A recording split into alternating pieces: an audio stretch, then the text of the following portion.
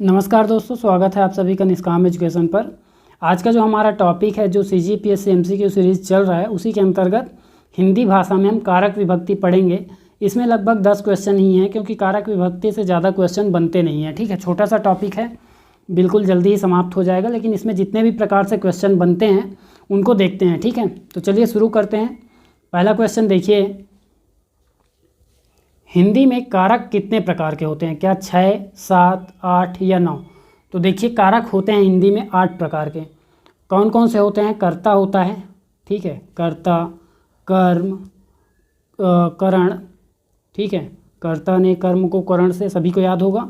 संप्रदान, संप्रदान, अपादान, अपादान, इसके अलावा संबंध, अधिकरण, संबोधन। ठीक है, संबंध, अधिकरण और संबोधन। तो देखिए यहाँ पास इसका सभी का विभक्ति बोल रहा हूँ, लिखूँगा नहीं यहाँ पास। ठीक है, तो कर्ता का होता है ने, ठीक है, कर्ता का विभक्ति चिन्ह क्या होता है? ने, लेकिन कभी कभी जीरो विभक्ति होता है, शून्य विभक्ति भी होता है। कर्म में भी शून्य विभक्ति होता है, कर्म का होता है को। जब शून्य विभक्ति का तात्पर्य है जब ये विभक्ति चिन्ह का लोप हो जाता है, हम बिना विभक्ति चिन्ह के ही वाक्य बोल देते हैं, लेकिन ये वाला कारक वहाँ पास उपस्थित होता है। इसके बाद देखिए करण, करण का क्या होता है? विभक्ति चिन्ह के या के द्वारा, ठीक है, से या के द्वारा, ये होता है विभक्ति चिन्ह किसका? करण का। इसके बाद होता है या द्वारा भी हो सकता है, केवल द्वारा भी ले सकते हैं हम। ठीक है, संप्रदान, संप्रदान का क्या होता है यहाँ पास? को के लिए, को के लिए, ठीक, ये होता है। इसके बाद अपादान, अपादान का होता है से, अपादान का क्या होता है? से का मतलब क्या होता है? यहाँ पास जब अलग होने की क्रिया हो, ठीक है, वहाँ पास हम क्या करेंगे? से का प्रयोग करेंगे, तब होता है अपादान। इसके अलावा संबंध है, संबंध में हम क्या यूज करते हैं? का, के, की, रा, रे, री, ठीक है, रा, रे, री, ये 6 शब्द प्रयुक्त होते हैं, ठीक है, विभक्ति के रूप में। इसके बाद जानिए कि अधिकरण, अधिकरण में क्या होता है? में और पर, वस्तुओं के संबंध बताते हैं, वहाँ पास में और पर का प्रयोग होता है। इसके बाद है संबोधन, तो संबोधन सभी को पता है, हे, अरे, ओ, है ना, इस प्रकार के जो भी शब्द हैं वो सभी संबोधन में आते हैं। इसके बाद देखिए, मैं स्कूल जाऊँगा, वाक्य दिया गया है, सबका कारक विभक्ति पहचान करते हैं। तो मैं स्कूल जाऊँगा वाक्य में कौन सा कारक है? तो देखिए यहाँ पास ऑप्शन है कर्ता, कर्म, संबंध, करण। ठीक है, कर्ता जो विभक्ति है यहाँ पास करेक्ट आंसर हो जाएगा। कर्ता कारक है यहाँ पास, क्यों है? क्योंकि यहाँ पास ने विभक्ति का लोप है। ठीक है, मैंने स्कूल जाऊँगा ऐसा हो सकता था, ठीक है, लेकिन वहाँ पास नहीं हुआ, ने का लोप करना पड़ा हमें, क्योंकि वाक्य शुद्ध नहीं हो रहा था। तो यहाँ पास क्या हो जाएगा? कर्ता कारक हो जाएगा। ठीक, और यहाँ पास कौन सी विभक्ति हो जाएगी? यहाँ इसकी शून्य विभक्ति, शून्य में बड़ा ऊ होता है, ध्यान देंगे, तो शून्य विभक्ति हो जाएगा। इसके बाद देखिए अगला क्वेश्चन है, झूठ को शर्म नहीं आती। ठीक है, झूठे को यहाँ पास है, झूठे को शर्म नहीं आती, वाक्य में कौन सा कारक है? क्या कर्ता कारक है, या कर्म, या करण, या अधिकरण? देखिए यहाँ पास कौन सा विभक्ति प्रयुक्त हुआ है? को विभक्ति प्रयुक्त हुआ है, और को किसका है? मैंने बताया कर्म का है। ठीक है, कर्म का है, और इसके अलावा संप्रदान का होता है। ठीक है, संप्रदान का होता है, लेकिन यहाँ पास संप्रदान नहीं होगा। ठीक है, संप्रदान ऑप्शन में भी नहीं है, तो यहाँ ध्यान देंगे कर्म कारक हो जाएगा। इसके बाद अगला क्वेश्चन देखिए, इमली आम से खट्टी होती है, वाक्य में कौन सा कारक है? क्या अपादान कारक है, या करण कारक है, या अधिकरण कारक है, या संप्रदान कारक है? तो देखिए आम से का प्रयोग हुआ है, तो यहाँ पास देखिए तुलना का बोध हुआ है, और ठीक है, से का प्रयोग तो किया गया है, लेकिन इसके अलावा ये संप्रदाय तो होगा नहीं, संप्रदान कारक नहीं होगा, ना ही करण कारक नहीं होगा। ठीक है, करण कारक नहीं होगा, क्योंकि यहाँ से का प्रयोग क्यों किया गया है? तुलना के लिए किया गया है, और तुलना या अलगाव के लिए क्या करते हैं? अपादान कारक होता है। तो यहाँ पास कौन सा ऑप्शन करेक्ट हो जाएगा? Option number A.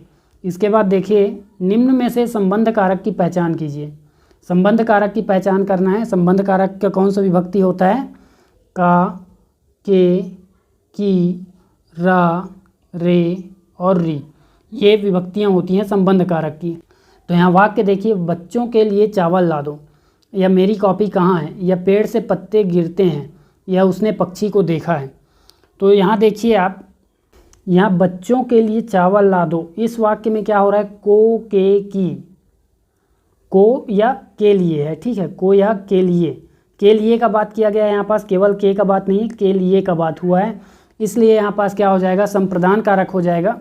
इसके अलावा मेरी कॉपी कहाँ है, तो यहाँ देखिए रा रे री, यहाँ पास मेरी, यहाँ पास क्या हुआ, कौन सा कारक हो गया है यहाँ पास, तो रा रे री किसके लिए है, संबंध कारक, ठीक, का के की रा रे री संबंध कारक, तो करेक्ट आंसर हो गया संबंध कारक।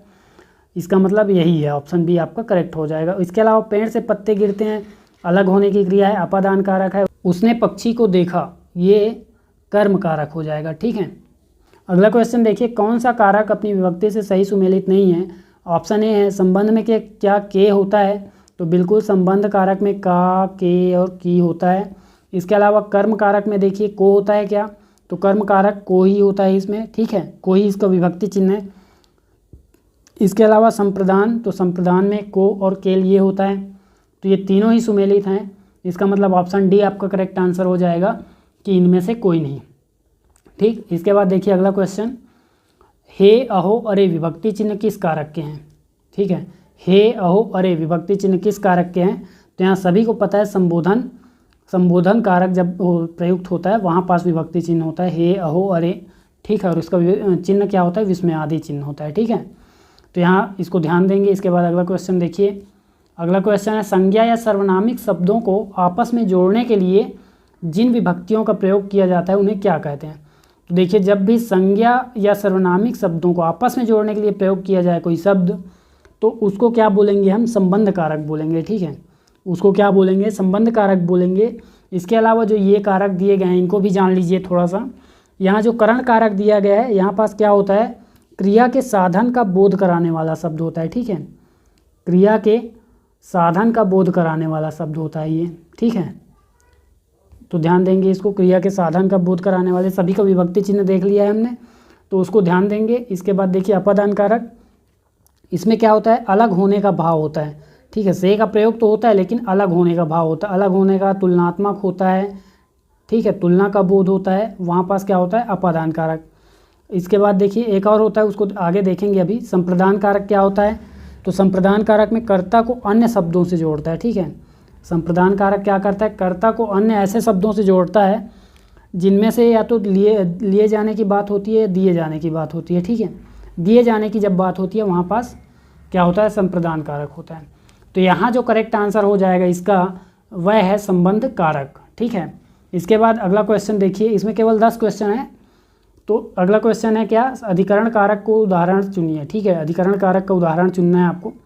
टोकरी में फल रखे हैं, ठीक है, अधिकरण का विभक्ति चिन्ह क्या होता है, में और पर, तो इसका मतलब क्या, ऑप्शन ए करेक्ट है, तो नहीं। देखिए आगे अगला क्वेश्चन, ऑप्शन पूरा आपको देखना है, ठीक है, पेशेंस के साथ, बिल्कुल एग्जाम हॉल में यही गलती होता है कि आपने यहाँ देखा बिल्कुल ये करेक्ट आंसर हो गया, आपने दूसरा ऑप्शन ही नहीं देखा, ध्यान ही नहीं दिया। तो यहाँ दूसरा ऑप्शन क्या है, मेज पर, तो में और पर दोनों हो गए, इसका मतलब तीसरा ऑप्शन हो जाएगा उपर्युक्त दोनों, सही ऑप्शन क्या हो जाएगा, उपर्युक्त दोनों, ठीक है, डी ऑप्शन का तो कोई वैल्यू नहीं है। इसके बाद अगला लास्ट क्वेश्चन देखिए, बिल्लियाँ कुत्तों से डरती हैं, ठीक है, कुत्तों से डरती हैं, वाक्य में कौन सा कारक है, क्या कर्म कारक है या अपादान कारक है या करण कारक है या डी इनमें से कोई नहीं।